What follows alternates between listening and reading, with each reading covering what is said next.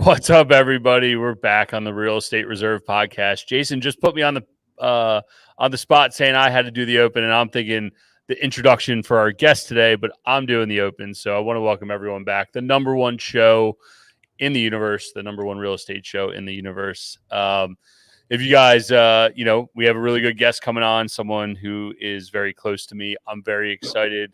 We'll talk all things real estate, wake surfing, resolving the world's problems around the campfire. So I'm excited for that. But as it goes, now I know why Jay fucking dumped this off on me because I'm so bad at this shit. But either way, if you're watching on video, man, we're just smirking. We're just smirking away right here, trying to get you to do your thing.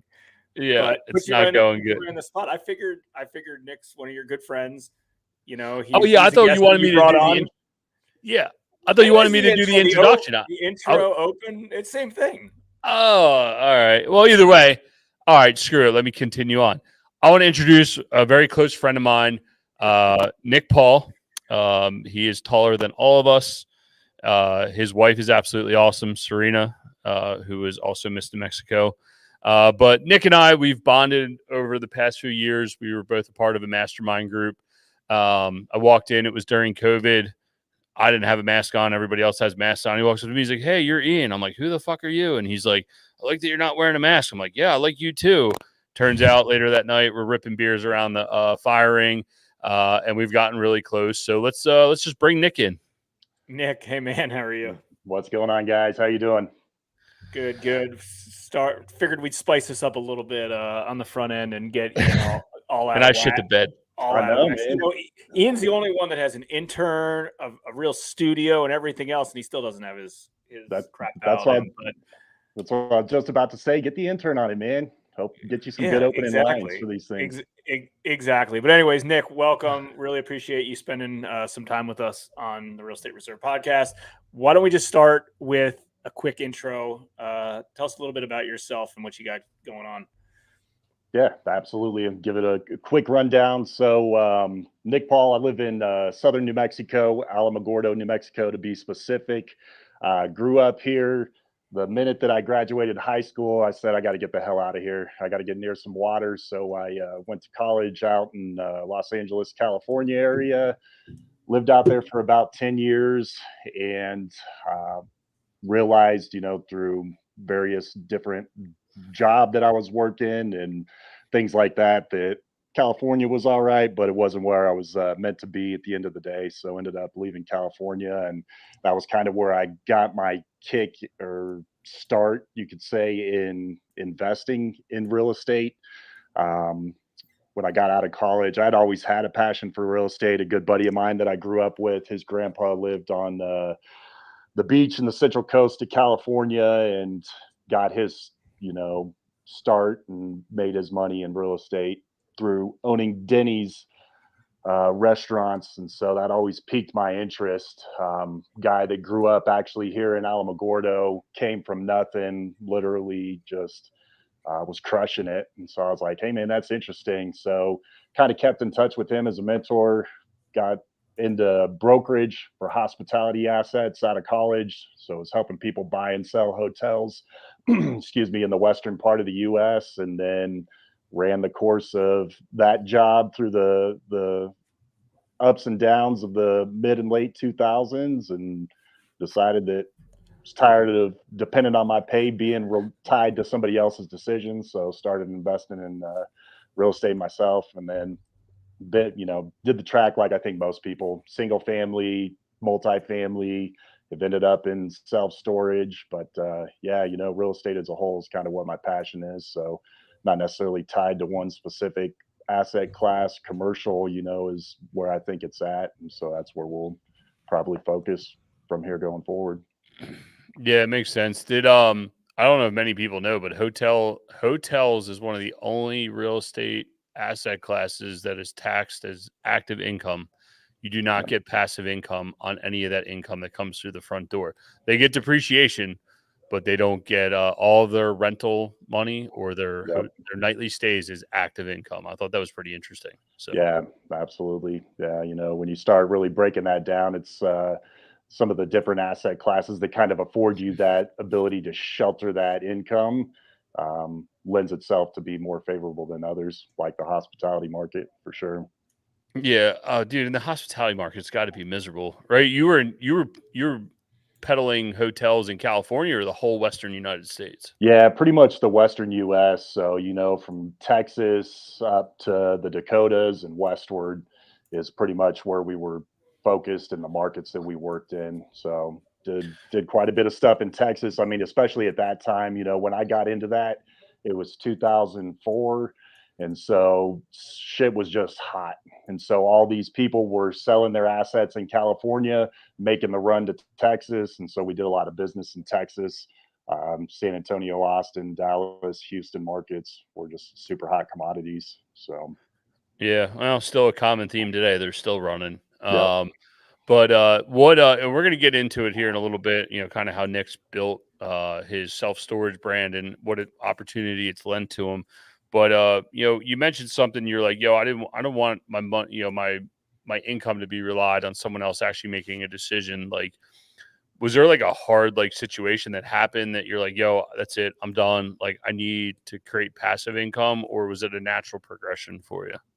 I think it was a little of both, I mean, the thing that always got me was that you guys know with these commercial deals, they can take 3, 6 months, just depending on the complexity of it. And I know that there was a deal that I'd been working that was going to be a nice payday. I'm 21 years old and looking at 6 figures at closing. And I was like, hell yeah, this is going to be awesome. And you get 4 months down the line of trying to work this deal and party pulls the plug and you're just like, well, shit, that's it.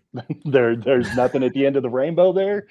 And so I was like, man, I gotta start figuring something else out. And so yeah, started looking into different assets that I could get into, with the money that I had as far as buying some passive income. And my uncle at the time was working for one of the major oil companies and they were building a new office space in West Texas and Midland. And he's like, hey man, if you're looking to invest, Midland, Texas is a good market right now. It's going to be for the next, several years. Oil was pushing up over $100 a barrel. And so the place was just booming. So it bought some smaller multifamily properties out that way. And that's kind of how I got started. Yeah, let's dig into maybe one of your first deals that you ever did. Yeah. How you found it, how you financed it, where it's at now. Chances are it's at a spot differently than you would have imagined when you had originally bought it. But yeah, that's typically a hot topic for a lot of listeners is the backstory of your first deal.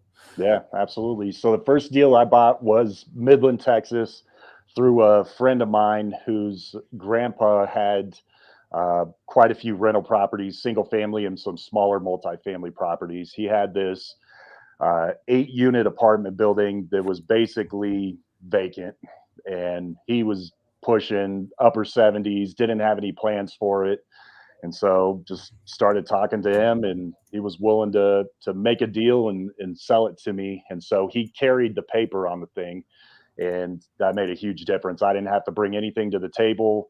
I mean, I don't know what the terms were on that, but he carried the whole note for me. I want to say that we bought the place for around $80,000 and planned to put another 100,000 into it. 100,000 turned into 135,000 and finally got that thing done. But I mean, during that whole process, I was trying to find contractors. I was doing work on it myself. I think like a lot of people, you start out in the trenches, you're getting your hands dirty, you're putting in that sweat equity and you're making things happen because that there's something greater down the line. So I was doing that. I remember during the summer when we were remodeling it, there was some issue with the sewer line. And man, that was a shitty situation. The plumber was like, hey, you can either dig this out and get the pipes exposed, or we can do it and it's going to cost you, a couple $1,000. I was like, well, the hell with that. Got a shovel, started digging, freaking dug 6 feet down. But yeah, that deal. So we ended up restoring that property, took it back to 8 units. at the time, the rent rates in the Midland market were insane. I had buddies, I had just left California, and buddies of mine were living in Santa Monica, paying $1,200 or $1,300 for a 1-bedroom apartment in not a super nice neighborhood. But we were getting the same rent rates in Midland. And so this thing ended up being a cash cow. I mean, we were all into it for, 250 and some change. And it was just spitting out cash left and right. And so saw the value in that. And that was, what turned me on to, hey, multifamily's great. Needed something to kind of give me some extra capital over time. So started flipping some houses as well along with that. But yeah, that was my first deal. Little 8-plex. We ended up selling it a couple years later after I had bought it. And, I think that we had made, I want to say it was like 150, 175,000 profit after all was said and done. So it was a nice little payday for what we had put into it, and for the cash flows we were able to rip off. Dude, you got the cash flow, and then you got a nice equity pop at the end. Like, that's a win-win. Now, were you living in Midland when you bought this one, or did you manage everything from, I still can't say your town name, somewhere in New Mexico? No. So I was living in Midland at the time. So I ended up living out there for 2 years, and then I just, I had to get out, man. It was nothing to do. It was barren part of the country. So no, I mean, that's I think it's a good learning lesson there. Like, right, like take the opportunity that's at hand. And we're on the East Coast here. We're in one of the coast areas that is very rich, right? And it's very expensive to operate. But like, we used to see it all the time. Like, people would come from DC and invest in Baltimore, New York, and come and invest in Baltimore because it didn't make sense to invest in their backyard. Like, sometimes you need to find places, just because you live in California doesn't mean you have to invest there. It might not make financial sense. You might need to seek out a market that your capital can grow properly, but you also need systems in place. So, yeah, man, that's so it was an 8-plex, huh? Yeah, it was an 8-plex. And I, just back to your point, that was one of the biggest reasons I left California. It was like, okay, I can stay out here and live in the rat race and continue to, be able to afford to pay my rent on a place and just survive, or I can actually get outside and start taking some of the money that I had and putting it to work and start growing that, and to create a snowball effect that's going to pay dividends greater down the road than me socking it in, 401k or whatever I would have done working for, some type of corporate job. Plus, we all want to see suit and tie Nick Paul. Yeah. you can always move back, man. You start you potentially, and also when you're younger, it makes life a little bit easier. You can be a little bit mobile. Right. You can kind of do what you got to do on that. It's funny because so many folks that lived in California, they start moving to these progressive areas, Nashville, Charlotte, things like that, and they buy these, whatever, big houses, $1 million houses in cash. And people are like, yo, you're 30 years old. How you buying $1 million property in cash? It's like, I bought, a house when I was 25 in California and appreciated it. And that's not always going to be the case.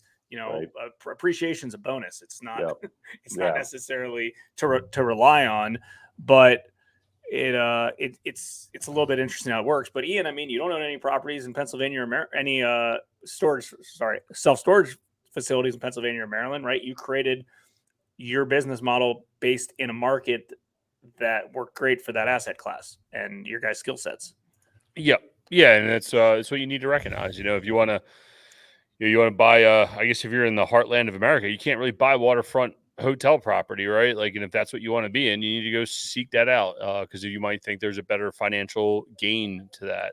For us, self-storage created market diversity and got us out from where we were, but we also found where people were looking for the type of properties we were trying to buy. So, I mean, on the self-storage front, like, so you buy one 8-plex, that's house number one, which, good for you, went right to multifamily.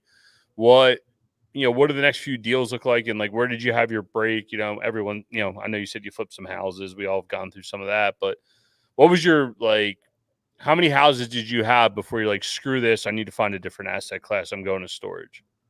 Man, it was So I started in multifamily, and then I took some steps backwards, then started really getting into the flipping side of things. Those quick cash pops were what I wanted, and felt that I needed at that point in time.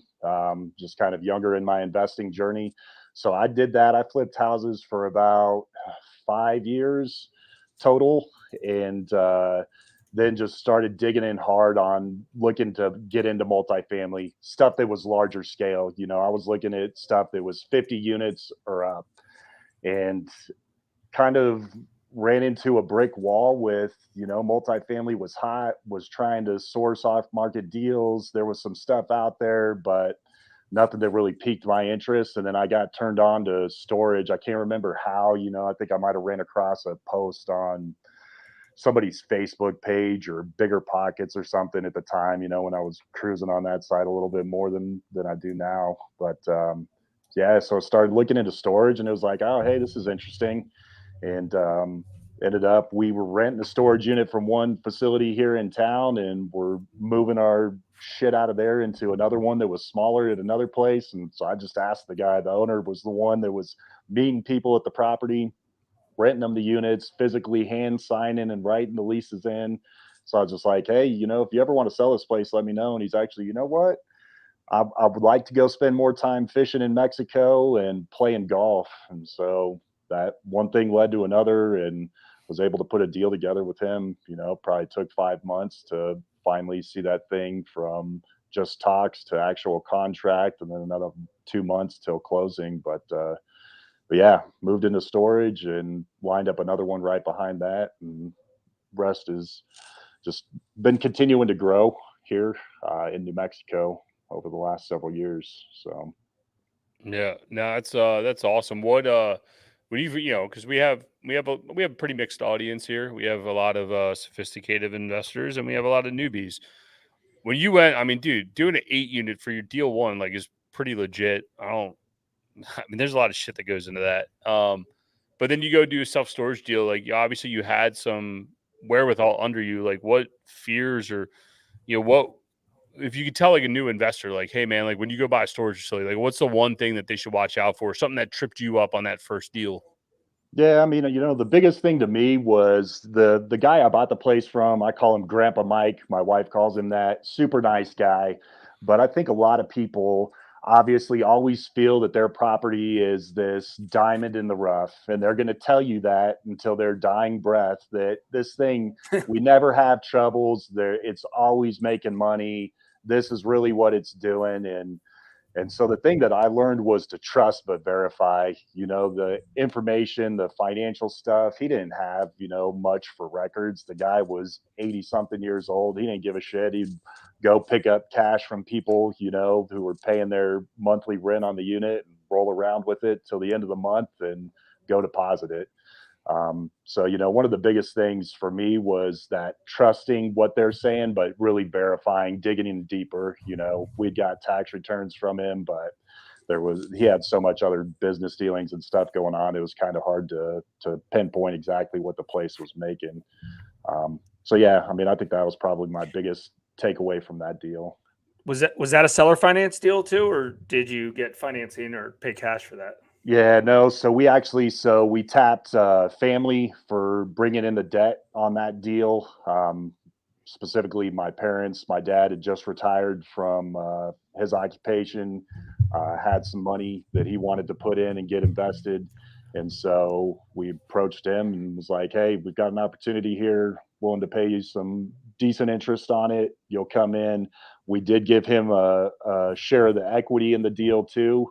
And, had it been any other situation, I'd probably kick myself in the butt for having done that. But when you're just getting into something, you got to make concessions. And so a concession for us was, we're going to pay you a decent interest rate, and we're going to give you some share of the equity in this thing. And it's, panned out really well. So whatever it takes, and make Yeah. a win-win relationship with the with the capital investor, no matter who the capital investor is. And Right.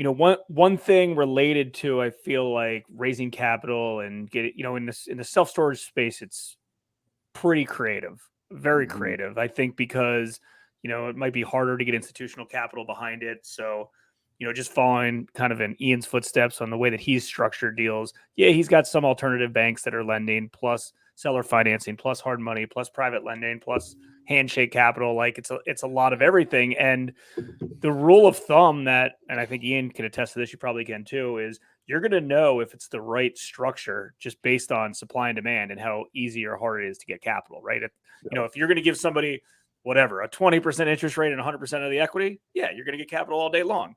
The other side, if you're looking to get them what a lot of people want to do, I think I can raise capital like 5-6% as debt and no equity, and I'll do it as like a second mortgage. It's like, stop. You're going to get the wrong people on that. So, like when you said, hey, I did some sort of debt with some sort of equity blend, like that seems to be what's, available. I'm not saying you can't get it for cheaper or more expensive, but I think those are good lessons to learn how to structure those deals and also to know. And I think a lot of like newbies and outsiders, I don't think they think that far in advance. It's like, well, if I could just give a capital investor 8% return, that should be enough. That should be great. And it's like, maybe not.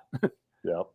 Yeah. I think that in commercial as a whole, self-storage specifically, there's tons of options out there. I mean, like you mentioned, Jason, Ian's got a bag of different ways to get deals done up his sleeve. I mean, it's incredible the way that you could structure these things and get deals across the finish line just by the options that you have for sourcing financing and bringing in capital to a deal. Yeah, it's all about problem solving. That's what all of us do. It's I'm not smarter than anyone else. It's what makes me tick on solving problems. For you, I saw you do your conversation on due diligence, right? Like obviously you already said I trust to verify. So I know you're like the due diligence king and you're going to win deals on due diligence that I'm not going to win, or you're going to make money up there, or you'll be able to navigate a problem better than I can on due diligence, or Jason on his side of things, with lending. He's probably got more tricks up because he gets to see everything from the back end, right? He's probably got more tricks than all of us. So, with that being said, yeah, I mean, it's just, it's all, every like almost asset class and every way to invest in real estate, you should learn all of them because it just gives you another trick in your bag to be able to go out and do a deal. And you couldn't, could you imagine, again, going back to your first deal, 8 units owner financed, you're like, what?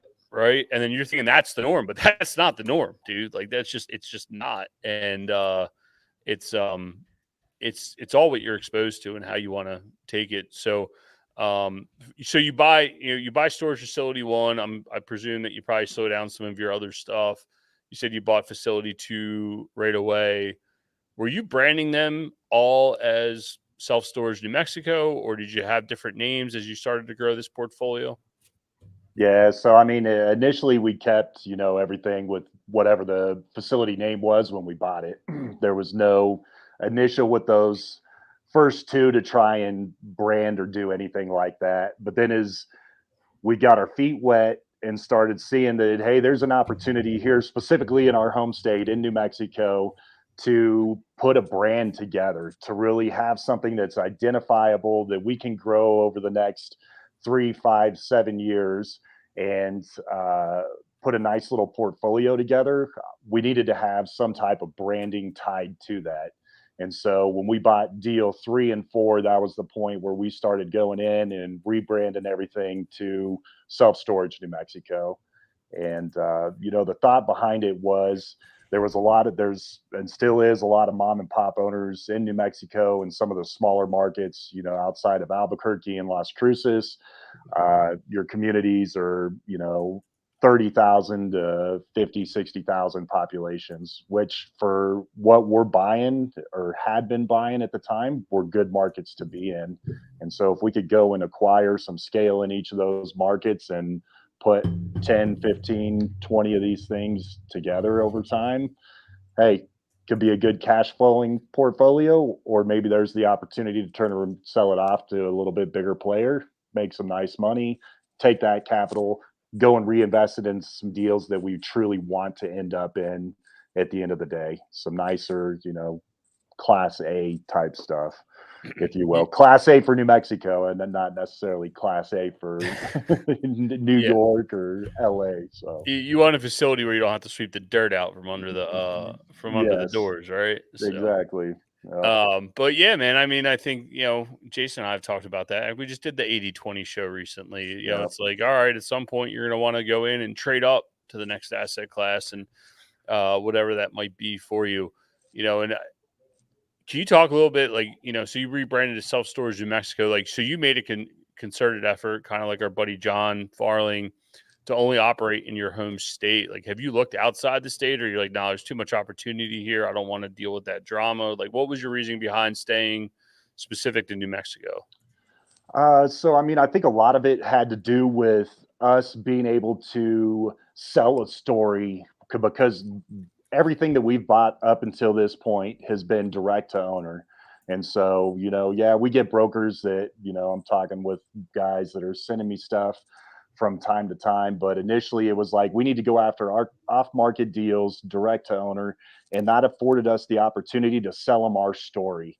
And that story was that you've got a husband and my wife who's very, she's got a lot of character. She's awesome. She's born and raised in New Mexico, bleeds it through and through.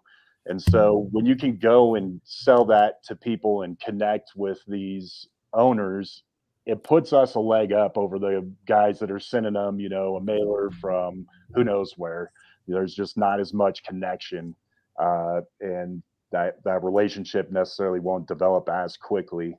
So we just saw a lot of results from being able to do that, and continue to do it to this day. I mean, she was literally Miss New Mexico. It's literally a great story to tell. Like, we are everything New Mexico. By the way, my wife was Miss New Mexico. Right. I mean, you guys should put your family on your logo, like Ian's got his own self on his own logo. I know, man. Don't Ian think I have it. Ian didn't even put his partner on there. He just did him. I didn't do that. That was not me. I had nothing to do with this. Everyone's like, "Oh, what do you call the mascot?" And I'm like, "There is no name." And everyone else is like, "No, it's Little Ian." I'm like, "Stop, just fucking stop." Yeah. Wait. So some people don't know it's you? So no, everyone knows it's me, but everyone's like, "Well, what's the name of like you got Geico the Gecko, right?" Like, everyone's like, "Well, what's the name of the mascot?" I'm like, I'm not going into it. So, but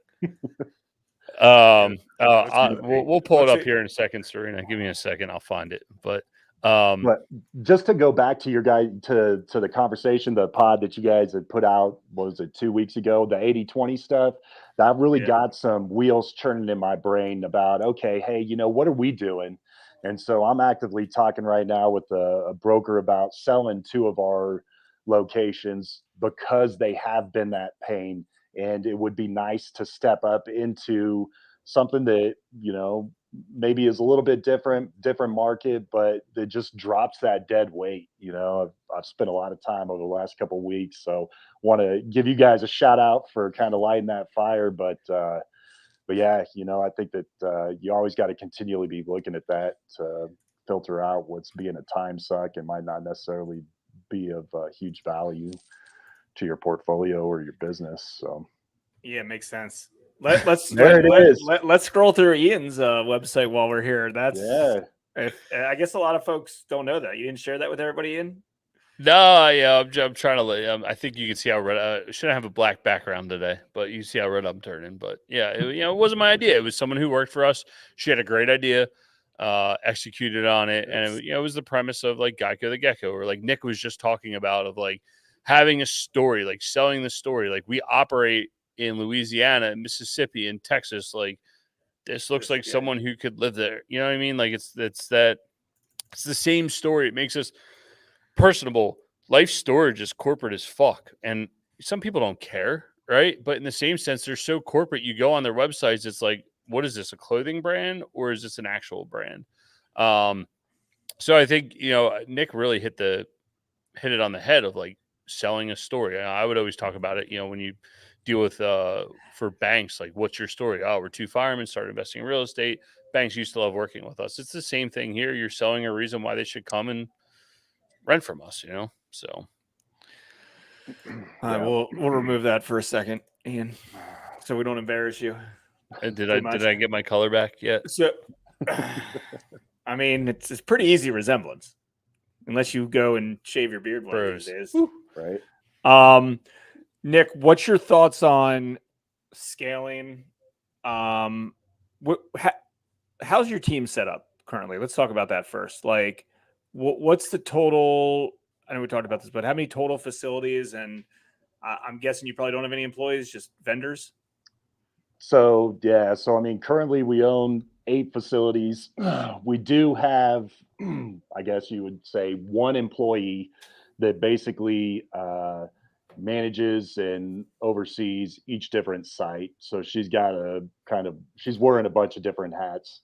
And then we've got other vendors that are taking care of maintenance and things like that at each of the different sites, the boots on the ground, if you will, for each of those different markets. So team's pretty small. And then we've got my sister helps with all the marketing side of stuff and things like that that are behind the scenes.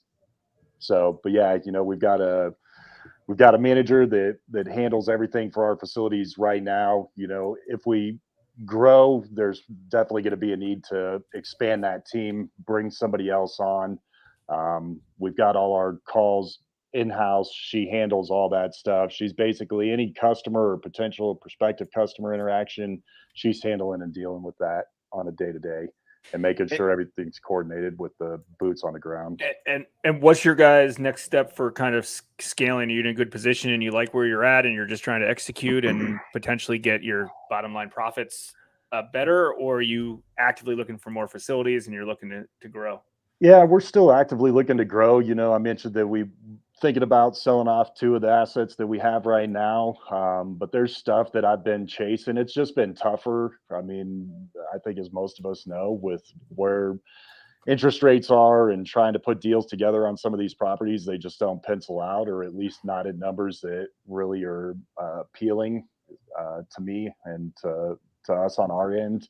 So we've been a little bit more cautious. We've got stuff and owners that we're talking with, just trying to take some time. It takes time to get these people to the point of putting the ink to the paper on a purchase agreement. So working those. But yeah, 2022 for me, we had closed and bought around 100,000 square feet. And the rest of that year was, let's figure out the operations.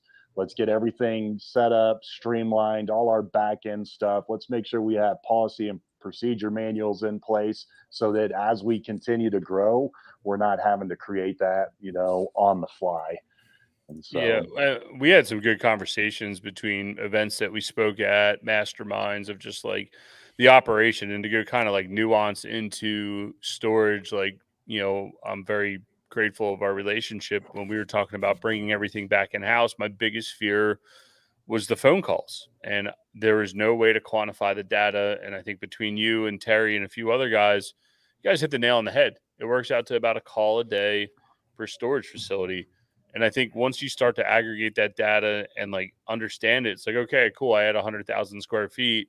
I got this many units. That's another 2,000 calls. Average call time's 2 minutes. Fine. I only need one more person, or I'm going to increase hours, or hire a part timer.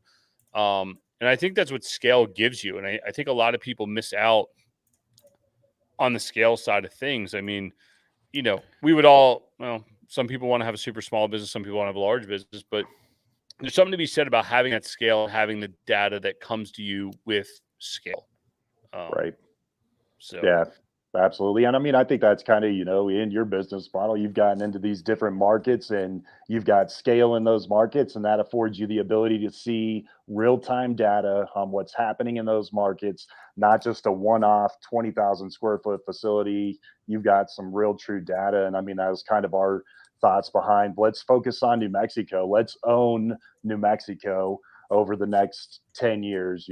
Who knows where we end up in 5 or 10 years, but if we can own a good chunk in each of the different markets that we're in that are all in the same state, that gives us a competitive advantage against all the competition in those different markets, because we get real-time a lot pricing. more data. Exactly. Yeah, dude, real-time pricing right now, I would say, like, there's definitely been a retraction in pricing. And it's been verified by a few other large players that have said, yeah, our prices are coming down. I started noticing that a little bit ago with, when we were doing our dynamic pricing. I was adjusting pricing every day. I was like, man, it's like it's retracting. I never really put my, I was like, man, okay, things are retracting. I was just talking shit to the boys, and someone sent me a Twitter post from someone who's got a lot of square footage, and they're like, yeah, we're definitely down 20% year over year, no doubt in my mind. And it's just interesting data to have that we saw in real time by having more than one facility, having exposure to the market, and understanding this. That instantly allowed me to go, I'm looking at deals, and I'm like, okay, well, debt's high. And then you guys are putting these pro forma numbers out. I don't think you can achieve those rent numbers, let alone the debt's so out of whack. And you tell brokers this, and they're kind of like, yeah, you're right. And they know. And I think it gives you a leverage piece by, again, having that scale and giving you that information. So, but yeah, man, it's I think building it. I think you're doing it right. You've talked about building a brand, building scale, and what that looks like and how it's benefited you. And I hope people realize the benefits of doing that really in any asset class. Yeah. Well, any ideas on your thoughts on a big exit? Sale. Try to keep acquiring, and just it's a good cash flow machine. Yeah, I've gone back and forth on that. I wish that we would have got into storage a little bit sooner, because I might have been a little bit more tempted, and over the last 2 years, of course, to try and entertain that. We've had some more regional type people that have reached out that have expressed some interest, but that's all been, at a point where I was still like, let's continue growing this thing. 8 facilities isn't enough to really, it'll make us some good money, but it's not like, oh shoot, we could literally just chill for quite a while and figure out the next move. There's no way that selling this stuff off and just not doing anything. So I think, ultimately, I think we need to keep growing and building it up, buying assets that are cash flowing, because at the end of the day, that doesn't hurt us. If we're covering debt and expenses on these things and we're putting money in our pocket, then no harm, no foul. We can keep growing our team and just keep trucking. So, no doubt. That's a fact. I do want to hit one more point before we go here. Before we ask the last question, Jay.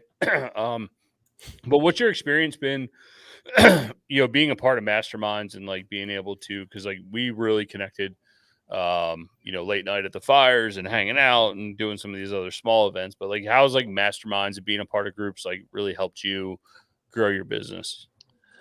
Yeah, so when you had sent over the thing to fill out for jumping on this call with you guys, the thing that I put on there, and I'll save all the kids' ears that listen to this thing from all the foul language I use. But to me, it's not so much about what it's about who you know. And so to bring it back to those mastermind groups, if you're surrounding yourself with people who are doing things that you want to do in business, in life, whatever aspect it is, you're only going to see positive results from it. And so masterminds, man, have been, just a huge blessing to myself, to my wife. She gives me shit. Oh, you're going to do this or that. You guys just hang out, drink beer, go wake surf, and it's like, yeah, but there's a lot of other stuff that happens during those times as well. And yeah, man, I think they're invaluable. And if you're not willing to put some money on the table and invest in yourself to see some growth, then you're not going to see much change, or at least not as quickly as you would if you put yourself in those situations. Yeah, plus you never know when you end up on stage with Waka Flocka. It's just you never know, man. I mean, that was it's all a good time, But yeah, dude, you're talking about when we were just in Austin at Lake Travis. By the way, it's absolutely gorgeous. Yeah, it was wake surfing. It was drinking. It was hanging out with the boys. But we also covered a lot of ground. We covered a lot of ground. A lot of personal stuff gets shared. A lot of business stuff gets shared, and all the stuff on the boat. When you're drinking, having a good time, you're comfortable enough to be like, these guys are here to support me. There is no competition here. We're all working towards the same common goal. So yeah. I enjoy them. Jason runs a really good one for private lenders, and I see his group. Now they're passing deals around, and his group's really good too. So, but yeah, there's huge value in it. It's nice for me. I'm being from a smaller community. there's not a ton of people here, especially my age, that have the type of mindset that we do. And so, that's a really good point that you said that too, because real estate investing and entrepreneurship can be a lonely business. yep. If unless you have partners or teams or growth and other things, and there's only so many people that you can probably even relate to talk to on the phone on a regular basis. Yeah. And I know how I feel. Ian probably feels as well, that like most people, like, you're not talking business to, because they just don't get it. Yeah. And I hate to say it, like, it's not being mean, but it's a different level. Yeah. So it's hard to do that. So I think going to, groups and things like that, mastermind groups, things like that, I think those are really, really powerful. I think they're powerful. It's the same reason AA works, right? You're around a community of people that want to do the same thing that you want to do, and that's what it comes down to. And there's a market fit for each group, and you might outgrow a group. You might start, you might join a new group. You might be looking for the group where people are above you. I would always tell people, be challenged by that. Jay, what do you want to do? Should we ask Nick the last question, or should we ask him what he enjoys doing on his free time? Let's ask him the last question first, and then we'll see what he enjoys doing on his free time. All right, Nick, we like to ask all of our guests this is, what's one book or podcast that you listen to, or you think everyone should, take a read or listen to, that's either helped you or you want just to share with everyone?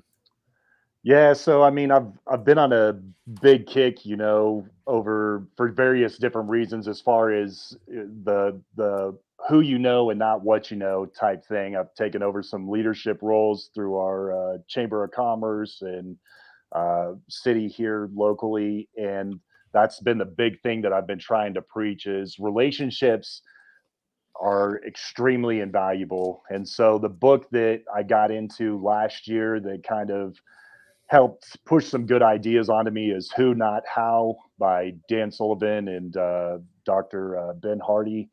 Yep. And there was some good takeaways for me in terms of getting things done. A lot of me felt that unless I had my hand on it, it wasn't going to get done, or it wasn't going to get done the right way.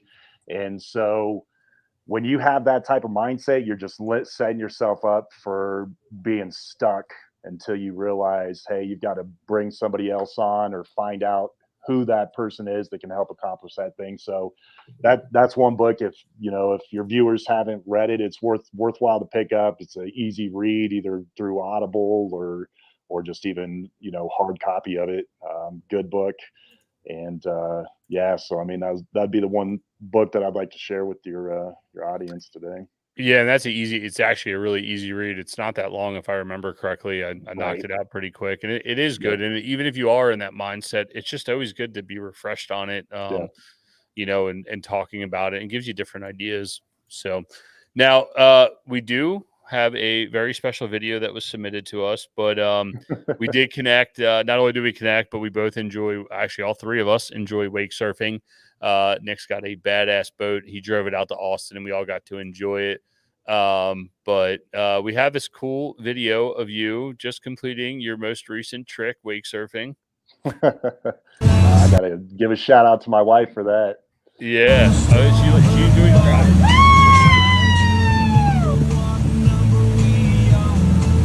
We're going to watch it again.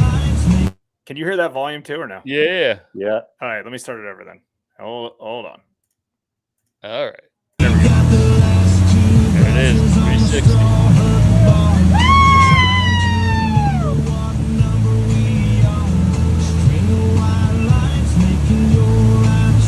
There you go. And he rides Goofy Foot. Yeah. You'll catch me out on the pro circuit next summer. Let's go. Between that character and this character, you guys know how to freaking run a personal brand, don't you?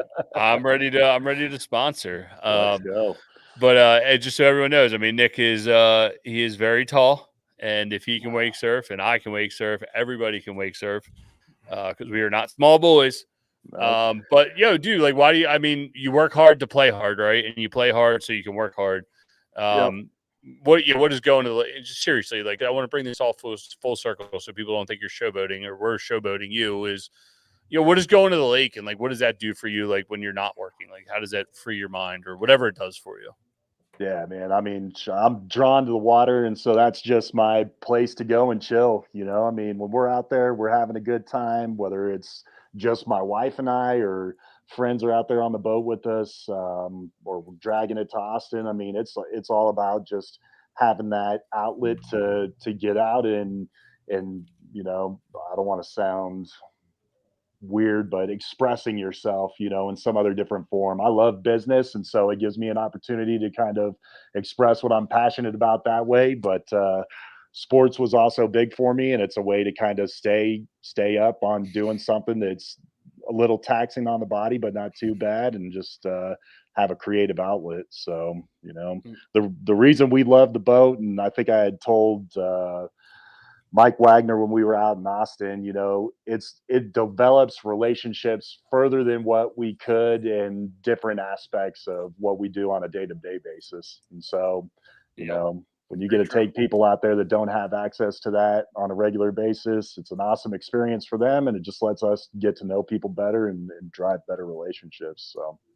Yeah, I would 100% agree with that. We have a boat and some jet skis too, and everyone's like, "Oh, this is awesome!" Next day, you're hanging out and you're having great conversations, and it's good life. And smoke a cigar too, and enjoy it. So, yep. Nick, where's the best place people can find you out there on the internet if they want to connect with you? My wife's Instagram page. Librarian Serena. Yeah, man. I thought about trying to bump up my presence on social media, but she just has it so covered that I can't top it, man. So right. Yeah, no, she's got her social game on point, man. So, but right. Either way, Instagram, Storage Investor Nick, Facebook, just Nick Paul. You'll be able to see my profile pic. So. Well, one of these LFG masterminds, we're gonna have to get we'll have to do another boat trip, and maybe I'll get Jason's ass down there because I know I could probably drag him down for wake surfing. So, and Austin was we didn't get to enjoy all of Austin, but from what I could tell, the lake seems to be a-okay in my mind. So. How far is that drive for you guys? Man, it was about 9 hours. It was a drive. It was a drive, but we were trying to find somewhere where it was easy for everybody to get into, and go and hang out and have a good time. Plus, I've been wanting to go to that lake, so it worked out. Yeah, what we say next one's Havasu? Where are we going? Yeah, Havasu for spring break. Let's go. Wrong time to go. Wrong time to go there. Dude, you guys are the wrong cold as shit. It's all the snow melt, isn't it? Yeah. Yeah, I'm gonna have to get a wetsuit. Shit. Yeah, too cold. Too cold. We're past the age of being allowed there. I'm sure we just be a dirty old man on the boat. Boat. That's right. Who are the guys with the binoculars? Don't worry about them. They're with us. It's fun. All right, Nick. Yeah. Appreciate it, dude. Man. Appreciate you guys. Had a blast.